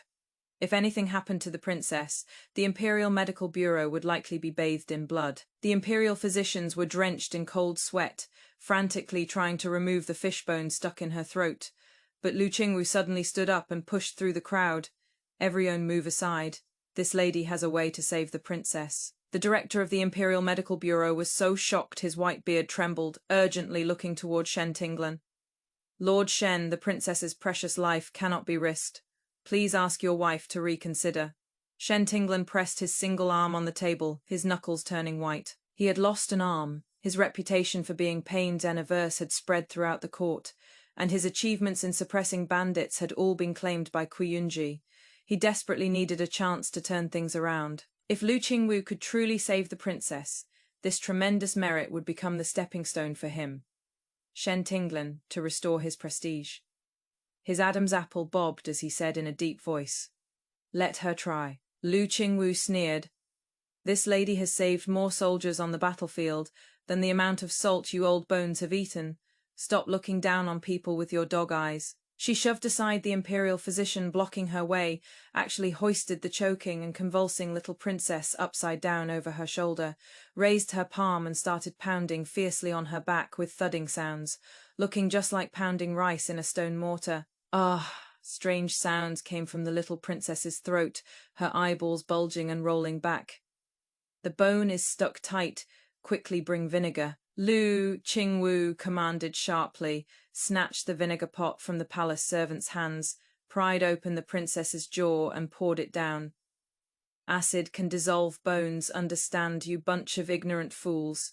She eagerly claimed credit. But after the little princess was forcibly fed half a pot of vinegar, not only was the fishbone not dissolved, it instead made the little princess cough up bloody foam. her pupils already beginning to dilate, useless. Lu Qingwu cursed, actually bent down to grab the princess's ankles, intending to hold her upside down and shake her violently. Stop! I stepped forward swiftly and knocked her aside, snatched the nearly expired princess into my arms. Lu Qingwu, are you trying to kill the princess? She took the opportunity to fall sitting on the ground, clutching her belly and wailing. Ow, it hurts so much, my stomach. Shen Lang Yunji is not only stealing my credit, but also trying to harm our child. Shen Tinglan supported her with one arm, his eyes full of disappointment. Yunji, I know you resent Qingwu, but the child is innocent. The director of the Imperial Medical Academy hurriedly explained to Shen Tinglan. General Shen, you're confused. General Kui is saving the heads of your entire Shen family. If you let your wife touch the princess one more time, it won't just be the imperial heir who stops breathing right now. The blood drained from Shen Tinglan's face, his lips trembling as he argued weakly. Although Qingwu has a hasty temperament, and her methods are heavy-handed, her medical skills are excellent. I have no time to get entangled with him. Today's victory banquet was co-den organized by Mother Consort. If it becomes the princess's death anniversary, I, Shaolin, and Mother Consort will all be implicated. I once saw an emergency method for dealing with this kind of situation in the notes my mother left behind. I can only hope it works. I wrapped my arms around the princess's waist and abdomen, pressed my fist against a spot 2 fingers above her navel, then thrust forcefully upward and backward. Lu Qingwu pointed at me and shrieked sharply. Quick, stop her. Yunji doesn't know medicine, she'll beat the princess to death. The crown prince gave Shen Tinglan a look, signaling him to pull me away. But Shaolin stepped sideways to block the path. General Shen, you should be the person who understands my wife best. She wouldn't treat human lives as a joke just to show off. Shen Tinglan's body stiffened. Yes, he grew up with Yunji, even Shaolin. That dandy believed in her gen. Why did he always doubt her abilities? Ever since they stopped exchanging pain sensations, whether in martial arts or military strategy, Yunji had surpassed him. What right did he have to question her? The crown prince angrily flicked his sleeve, about to personally step forward to stop her. PFFT. A bloody clump of fishbone suddenly flew out from the princess's mouth. I supported the limp princess and handed her to the court physician. Please take care of the rest. The old court physician tremblingly bowed with cupped hands, tears streaming down his face. Thank you for your great kindness, General. We all owe our lives to your blessing. The court physician thanked me profusely. He understood clearly in his heart that if I hadn't stepped in to save Princess Anning, even if they didn't have to be buried alive with her, they would still lose a layer of skin. Shaolin stepped forward to support me, gently wiping the sweat from my forehead. My wife, you've worked hard. Lu Qingwu stared at me intently, her nails digging into her palms. Impossible. This can't be real. It must be that the vinegar I poured softened the fishbone, and she just took advantage of it. Before the words even finished, the crisp sound of a teacup shattering came from above. The Emperor stroked Anning's deathly pale little face, his eyes surging with bloodshot red. Each of his words seemed tempered with ice. Summon and come. The Lu clan has plotted to harm the imperial heir, throw her into death row, execute her in 3 days. Lu Qingwu was so frightened she collapsed to the ground. She had only wanted to gain a good reputation. How did it bring about a fatal disaster? She frantically lunged toward Shen Tinglan. Shen Lang, I was just eager to save someone. I absolutely had no intention to harm the princess. I'm still carrying the Shen family's bloodline in my belly. You can't just watch me die. The words bloodline stirred Shen Tinglan. He closed his eyes and finally knelt down. Your Majesty, I beg you to spare her life in consideration of her merit in saving countless soldiers' lives. I sneered and threw out a roster, slapping it down in front of him with a smack. Merit, General Shen. Why don't you take a look, Den? Those she killed are 10 times more than those she saved. Shen Tinglan's single arm trembled as he opened the blood-stained pages. Wang Taizhu, arrow wound to left shoulder. Zhao Daong, blade wound to calf. All names of those who died from minor injuries. He suddenly clenched the roster tight, his knuckles turning white. Lu Qingwu, I remember very clearly. Their injuries were clearly not severe. How could they have died? Lu Qingwu's eyes darted around nervously, her voice shrill. You can't blame me for this. You can only blame their wretched fates. Which time you got injured, didn't I save you? Why do you still question my medical skills? Don't let Yunji manipulate you. She just can't stand to see us doing well. Manipulate. I took out several more confessions and threw them in front of Shen Tinglan, but Lu Qingwu snatched them away first. She flipped through page by page, trembling with rage. These bastards, usually acting all buddy with me, then stabbing me in the back, they deserve to die. She tried to tear up those confessions to destroy the evidence, but I grabbed her wrist first. The reason they flattered you was because you abused your power under the title of the General's fiancé. I stared at Shen Tinglan's pale face, enunciating each word. Those people on the list could have returned home to marry and have children. But she cut open their wounds alive, gouged out their festering flesh while they were conscious, wouldn't even spare them Mafaisen. And they ultimately died from fainting and agony, followed by high fever and infection. With her secret exposed, Lu Qingwu still desperately tried to justify herself. It is not like that. Shenlang, you can't blame me. You can only blame them for being too afraid of pain. When you scrape poison from bone, you don't even use Mafaisen. Why should a bunch of worthless ants like them get to use it? Shen Tinglan could no longer tolerate Lu Qingwu's stupidity and raised his hand to slap her across the face.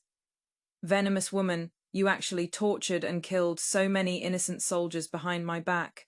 Lu Qingwu was thrown to the ground, a trickle of blood running down from the corner of her lips. Shen Tinglan's eyes were bloodshot red, one hand gripping her throat tightly. To think I always believed you had excellent medical skills and a pure heart like a child's. Only now do I see clearly, Dan, you're actually an evil ghost wearing human skin. You deserve to go to hell. Lu Qingwu clawed at the arm around her neck, squeezing out a hiss through gritted teeth. Shen Tinglan, what innocence are you pretending? Back then, you were the one who cupped my face and said you didn't like sickly wooden beauties like Yunji, that you only liked my straightforward consequence Dan damned true nature. The corners of her blood-stained mouth twisted upward. So I became exactly what you liked most. What right do you have to blame me for it now? Seeing Lu Qingwu still trying to drag others down with her accusations, the Crown Prince cut her off sternly. General Shen, this woman's crimes are too numerous to count. Take her away and execute her immediately. No, I can't die. I'm still carrying Shen Tinglan's child. You can't be this inhumane. Lu Qingwu understood that now. The only thing she could rely on was that piece of flesh in her belly. The Crown Prince sneered. You lie as naturally as breathing. Who knows if it is a false pregnancy induced by medicine? Imperial Physician Wang. Check her pulse. Imperial Physician Wang hastily placed his fingers on Lu Qingwu's wrist. In the deathly silence of the room, the physician bowed. In reply to your highness, Lady Lu is indeed with child. The murderous intent in the Crown Prince's eyes grew even stronger.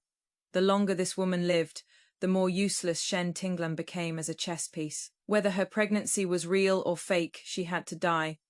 Lu Qingwu was caressing her belly, the smile at the corner of her mouth not yet fully formed, when she heard the court judge say hesitantly, according to reason, Lady Lu was diagnosed as pregnant 3 months ago, so she should be 4 months along by now. But judging from her pulse, the child in her belly is only 3 months old.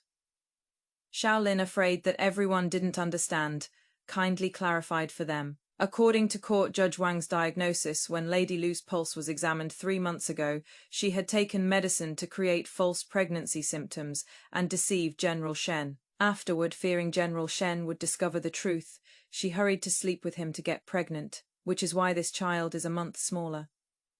Shen Tinglan shook his head with a deathly pale face. This child is not mine. After returning from the hunting grounds, I never touched her. Everyone immediately understood.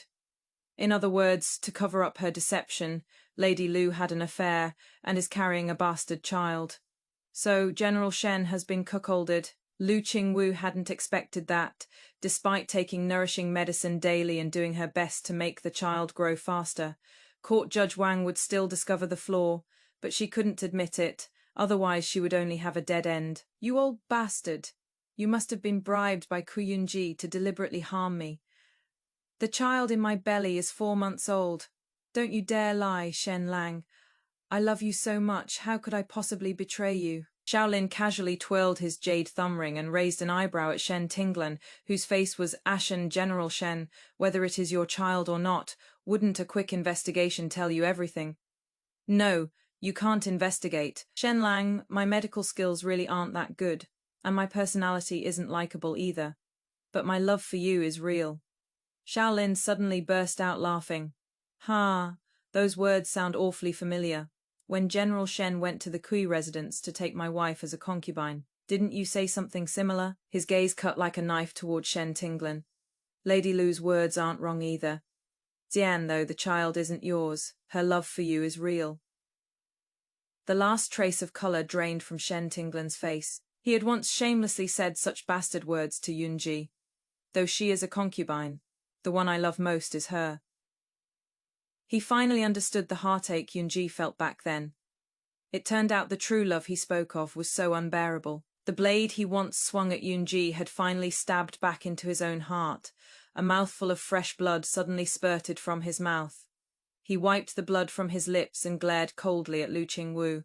I won't let you die so easily. Since you've harmed so many soldiers, I'll petition His Majesty to have you atone for your sins in the military camp. Lu Qingwu instantly went limp. Given Shen Tinglan's hatred toward her now, he definitely wouldn't make her a camp physician. So there was only one other possibility: then a camp prostitute to relieve the soldiers' loneliness. She suddenly burst into mad laughter, her hairpins and ornaments scattering like a ghost. Shen Tinglan, it was you who raised me with your own hands to have such a venomous heart. Your Majesty, when this ungrateful wretch forced his benefactor's daughter to become a concubine, did he ever think of loyalty and righteousness? Lu Qingwu's temperament was indeed fierce enough. Knowing she couldn't meet a good end, she wanted to drag Shen Tinglan down with her. A light tapping sound came from the dragon throne. The Emperor looked down at Shen Tinglan, saying disappointedly, "The tragic deaths of those soldiers can't be separated from you. If I don't punish you, it'll be hard to convince the masses." His fingertips slowly traced over the tiger tally. Starting today, Yunji will hold the commander's seal of the Northern Suppression Army. You'll serve as her vanguard. With the dust settled, Shen Tinglan knew full well this was already His Majesty's exceptional mercy. Though the Crown Prince had endless unwillingness, at this moment he could only temporarily restrain his edge. After leaving the palace, Shen Tinglan caught up from behind. "Princess Anne, I apologize to you for my past self, but I truly didn't mean to hurt you." I raised my hand to interrupt his repentance. "Shen Tinglan, I'm asking you one thing. I hope you'll answer truthfully." He hastily responded, "Please ask. I absolutely won't hide anything. When my mother died from a poisoned arrow back then, was the killer really a barbarian?" Shen Tinglan was slightly stunned, then shook his head. "I didn't see clearly who shot the arrow at the time, but that arrowhead's design and feather pattern were indeed unique to the barbarians." His expression was earnest, not seeming false, but whether he truly knew or not, I would investigate thoroughly. "Fine, I understand, Shen Tinglan. From now on, we are only general and vanguard. Do not overstep boundaries." "Yes, this subordinate will remember." Shen Tinglan pressed his one arm to his chest, bowing deeply, his figure appearing especially desolate in the night. After returning to the prince's manor, Shaolin's brows were knitted with worry. The Crown Prince will never be content with the tiger tally falling into your hands. He will likely make a move. You must be careful in the military camp. I gripped Shaolin's hand in return. "Don't worry, I'll be fine." The next day, on my way back from the military camp, the Crown Prince's personal guards blocked my path. "General Kui, His Highness requests your presence." In the private room by the window on the second floor of Zuichon Tower, the Crown Prince was tasting tea. Seeing me, he smiled and pushed a cup of tea over. "General Kui, please sit. This is Shuiding Han Kui, newly tributed from the western regions. Try it." "Thank you, Your Highness." I sat down calmly, waiting quietly for him to show his hand. After several rounds of pleasantries, he finally leaned forward. ambition burning in his eyes. General Kui possesses extraordinary talent. The mere position of princess, and how could it be worthy of you? As long as you're willing, the position of crown princess in the Eastern Palace can be yours. Only at this moment did I finally understand the crown prince's purpose today. Then he was actually trying to buy me with the position of crown princess.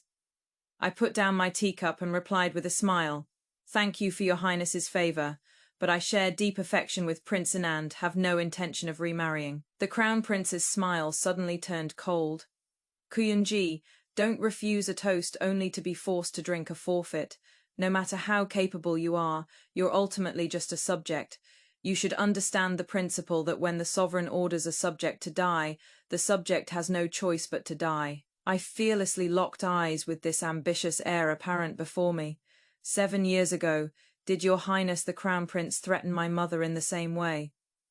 From the information investigated so far, my mother's death is inseparably connected to the empress and the crown prince. The crown prince abruptly stood up. Yunji, your mother died from a barbarian's cold arrow. It has nothing to do with me, don't you dare make slanderous accusations. Since you have no intention of cooperating with me, there is no need to continue this conversation. I take my leave. After the crown prince left with his people, Shaolin emerged from behind the screen.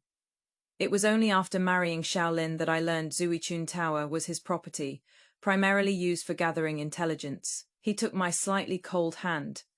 "My lady, since the crown prince failed to win you over, I'm afraid he'll take direct action. I'll have people closely monitor his every move and inform you immediately at the slightest sign of trouble." "Good. Notify the imperial concubine mother to be extremely careful and not fall into the empress's schemes."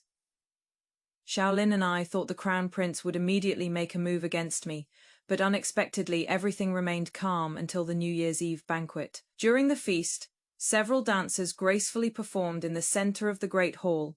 The leading dancer, her face covered with a red veil of the same color, had a graceful and alluring figure that instantly drew everyone's gaze. Suddenly, she drew a soft sword from her waist and lunged straight toward His Majesty on the high platform. I hurriedly rushed over, kicked the soft sword out of her hand, and shielded myself in front of the Emperor. The golden armored guards swarmed forward and pinned her firmly onto the cold floor tiles. The veil fell away, revealing a familiar face. Shen Tinglan's pupils contracted sharply as he stared intently at the dancer. "Lu Qingwu, weren't you supposed to be atoning for your sins in the military camp? How can you be here?" Lu Qingwu spat out the blood in her mouth and looked mockingly at Shen Tinglan. "You bastard! You kicked away my child and personally threw me into the camp tent, then how vicious your heart is." After cursing Shen Tinglan, her gaze suddenly turned toward me. "Master, forgive this servant's incompetence, then I failed to take the dog emperor's head for you." The entire hall erupted in uproar. The officials' gazes shot toward me like arrows. In an instant, I went from a hero who protected the emperor to a traitorous rebel who sought regicide. I stepped forward, my boot heels striking the floor tiles. If I had instructed you to do this, why would I have stopped you from assassinating His Majesty just now? To think you want to slander me for regicide with just words alone, Dan, how truly ridiculous. Lu Qingwu seemed to have known all along that I would refute her this way.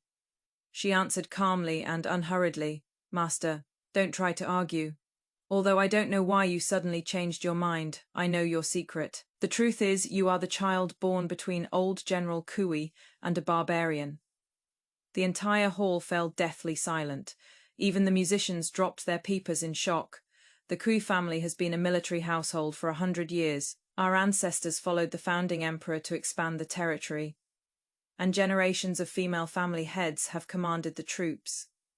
Mother didn't want me to end up buried in the battlefield like the family heads of previous generations, so she changed our ancestors' rules and had me marry and bear children like a normal young lady from a respectable family. I was indeed conceived by Mother during her campaign against the barbarians, and she never told me who my father was.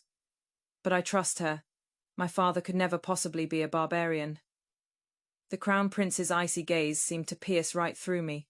"Yunji, what else do you have to say?" Shaolin stepped in front of me, his dark royal robe billowing without wind. Old General Kui spent her entire life fighting to protect the borders of Great Yu.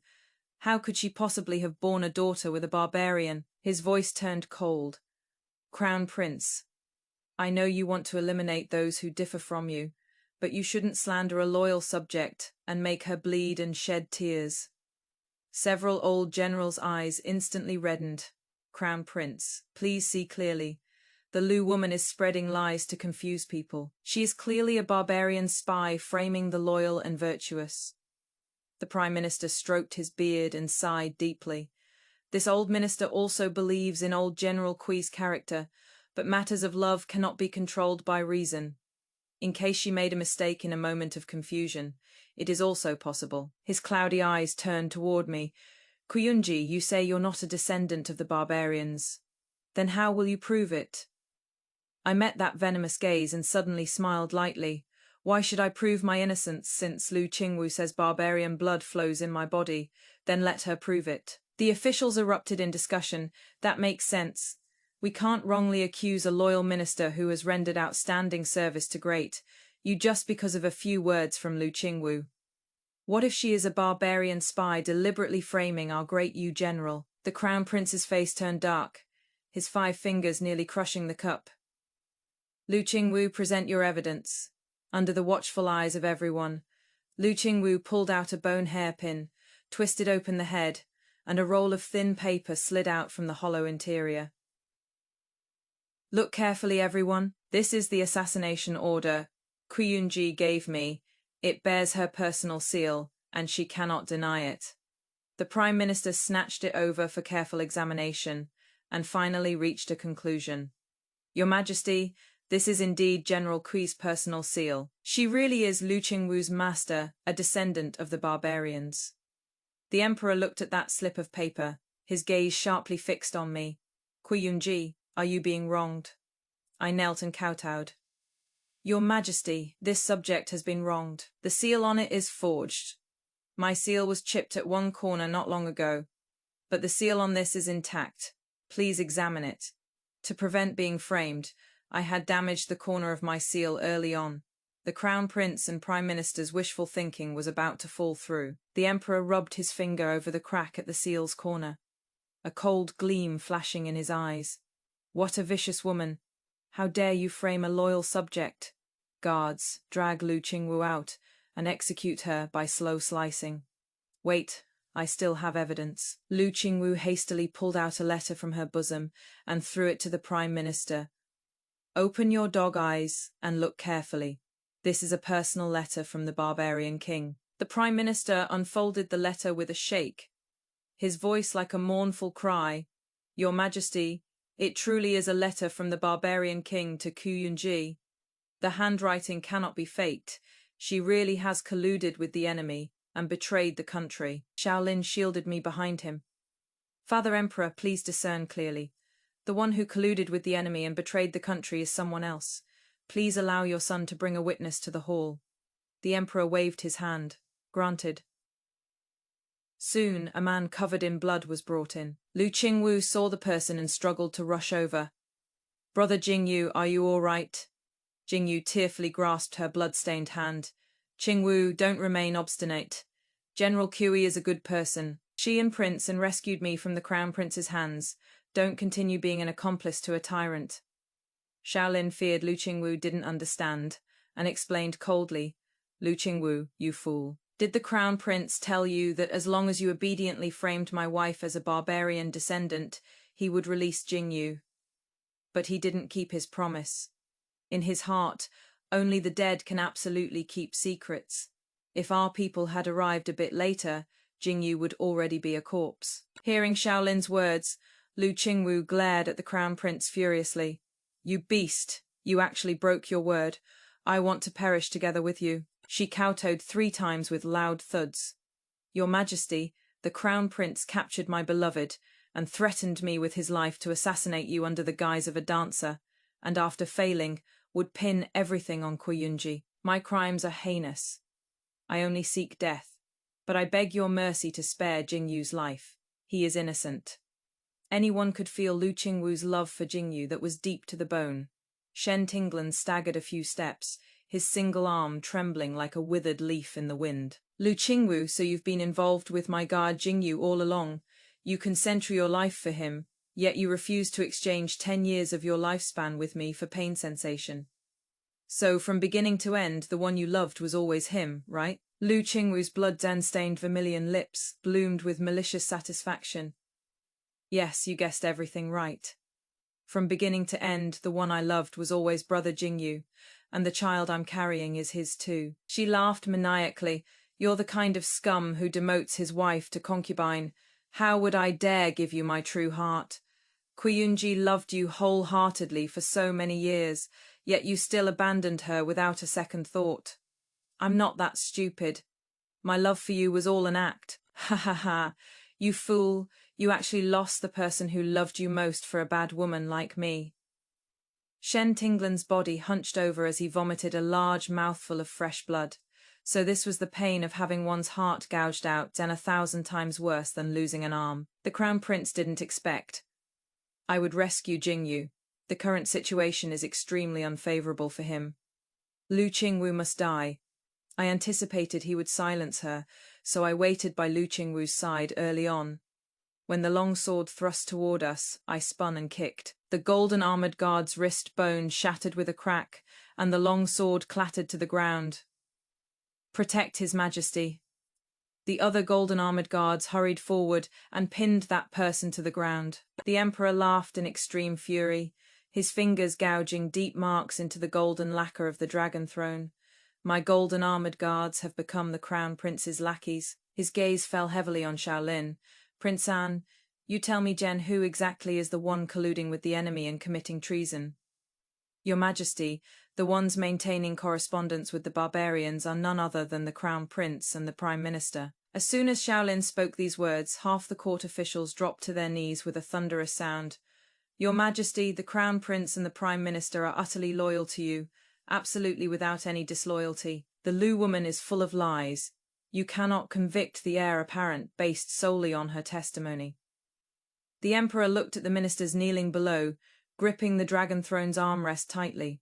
Were they threatening him? The Empress's phoenix hairpin swayed slightly as she smiled with venom.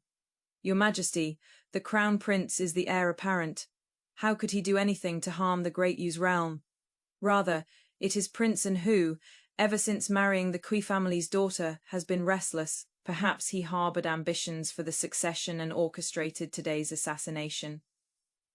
The Crown Prince hurriedly prostrated himself and cried out sorrowfully, Father Emperor, Mother Empress speaks truly. Your son has no motive to collude with the enemy and betray the nation. You do. I presented a stack of evidence to the Emperor. You colluded with the Prime Minister and the barbarians, having them fake attacks on the northern border. After luring the court to dispatch troops, you took the opportunity to embezzle military funds and cultivate private forces. My mother discovered this truth back then, which is why you schemed to poison her. She didn't die under barbarian arrows, but perished at the hands of the Great Yu's Crown Prince. I glared at the Empress's phoenix crown 7 years ago when Prince An was poisoned, and recently when Consort Ru was murdered. Then every single incident originated from the Eastern Palace and Fengyi Palace. For the throne, your hands have long been stained with blood. The Crown Prince's eyes narrowed slightly. Today he had planned to finish me off, but never expected I'd be even more prepared, allowing me to turn the tables instead. The Emperor, after reviewing all the evidence, coldly threw it in the Crown Prince's face. You bastard, what else do you have to say for yourself? Father Emperor, your son is wronged. All this evidence is fake. Don't let outsiders deceive you. The ministers loyal to the Crown Prince prostrated themselves and wept, pleading with him as if they had lost their own parents. But Shen Tinglan stepped forward at this moment. Your Majesty, this guilty subject can testify that all this evidence is real. The Crown Prince glared with rage. Shen Tinglan, you and I are grasshoppers tied to the same rope. Do you have a death wish? Shen Tinglan looked coldly at the Crown Prince. The moment I learned you murdered old General Kui, I wanted to drag you down with me. The Crown Prince spat mockingly. Bah, what loyalty are you pretending to have? When you demoted Yunji from wife to concubine for Lu Qingwu, how come you didn't think about old General Kui's kindness in raising you, Admit it, you're just an ungrateful wretch. Shen Tinglan pounded his own head in pain. Yes, I'm worse than a pig or dog. I deserve to die. He suddenly laughed loudly, tears mixed with blood flowing into the gaps between his teeth. But before I die, I want to protect her only bloodline. With Shen Tinglan's testimony, the Crown Prince's guilt was confirmed. But the Crown Prince was unwilling to accept it. He continued to argue forcefully. Shen Tinglan is infatuated with Yunji. That is why he'd give false testimony for her. His words are completely unreliable. The Prime Minister prostrated himself and shouted, "Your Majesty the Crown Prince makes a valid point." Suddenly a tender childish voice rang out. I saw it. The Prime Minister and Crown Prince brother were whispering in each other's ears. Princess Anning poked her little head out from behind the dragon throne. They want to kill Father Emperor. The Empress shouted sternly. Gag her mouth. Unfortunately, it was already too late. The little princess's words became the Crown Prince's death warrant. The Emperor looked at the Crown Prince furiously, his voice cold as ice. Anning is only 6 years old. Would she lie? Confess truthfully now. The Empress's soft hands pretended to massage the Emperor's shoulders and neck. Your Majesty, the Crown Prince has grown up and can share your burdens now. This is a good thing. You can also lay down your heavy load and become a carefree retired emperor. These words were already a blatant threat for the Emperor to abdicate. The Crown Prince lightly brushed the golden python embroidery on his sleeve cuff, ascending the steps with a smile, his jade crown reflecting cold light under the candlelight. Father Emperor, since you insist on the truth, then don't blame this son for being unfilial. You're old. That dragon throne is no longer suitable for you. Better let this son sit on it instead. He confidently walked step by step toward the man in the high seat. I raised my hand to block his path. Crown Prince, are you staging a rebellion? He sneered as if looking at an ant. Yunji, actually all of this is your fault. If you had obediently stayed as a lowly concubine, why would so many people be implicated? Why did you have to imitate our ancestors in protecting the family and defending the country? Once I ascend to the throne, not only will you die, but Prince and Consort Ru, and the others must die too. Originally, they could have lived out their lives as useless but wealthy people, but now they've all been dragged down by you and lost their lives. His gaze swept over Shaolin. Third brother, if you had anticipated today would come, would you still dare to marry that jinx Yunji? Shaolin stood shoulder to shoulder with me. Crown Prince, the most correct thing I've done in this life is marrying Yunji. Since ancient times, evil cannot triumph over good. You will not succeed. The Crown Prince threw his head back and laughed. Ha ha ha, see those kneeling ministers. They all serve me now with just one command from me. The soldiers waiting outside will rush in and hack you all to death. A white den-haired censor tremblingly questioned, Crown Prince, forcing your way to the throne like this? Aren't you afraid of leaving behind an infamous name for all eternity? The Crown Prince ground his boot heel on the man's fingers, bending down to whisper, Old pedant. History is written by the victors. Once I sit in that supreme position, who would dare put pen to paper to judge my merits and faults? Madness burned in the Crown Prince's eyes. If you know what is good for you, kneel down and pledge your allegiance now, otherwise your 9 generations won't be spared.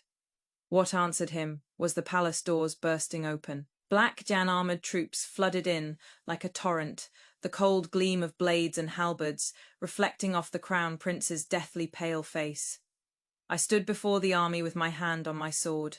Crown Prince, you're celebrating too soon. The soldiers protect the people of Great Yu and pledge loyalty to a wise ruler, not a traitorous rebel like you. The Crown Prince staggered backward, his jade crown askew. Yunji, in these few months you've been in the military camp. You've actually turned them all against me. The Crown Prince never imagined that what he had cultivated for so long would be easily destroyed by a woman.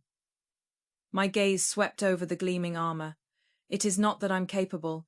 It is that loyalty and righteousness are carved into their bones and blood. If you were a wise and virtuous Crown Prince, they would naturally serve you.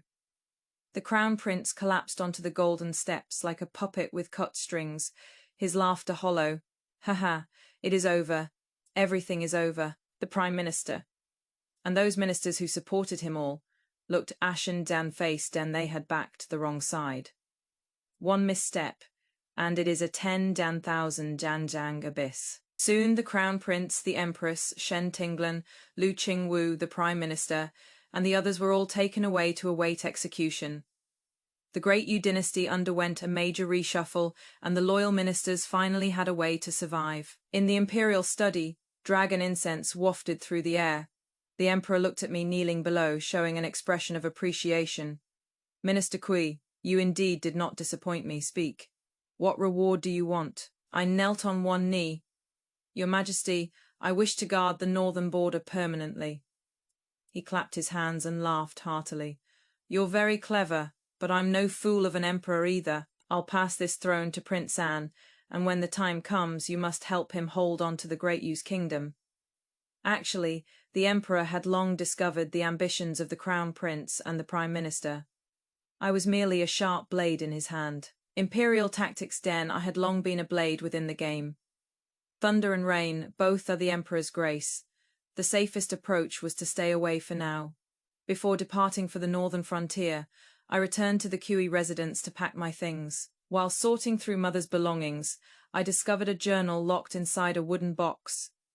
The yellowed pages recorded in detail the story between Mother and a man.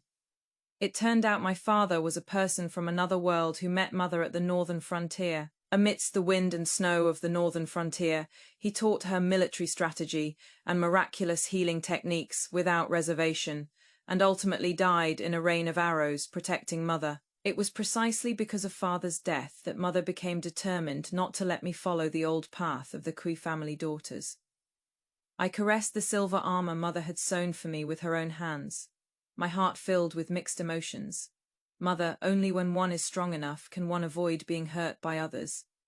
On the day I headed north, wind and snow blanketed the city. On the execution platform at the vegetable market, Shen bore heavy shackles.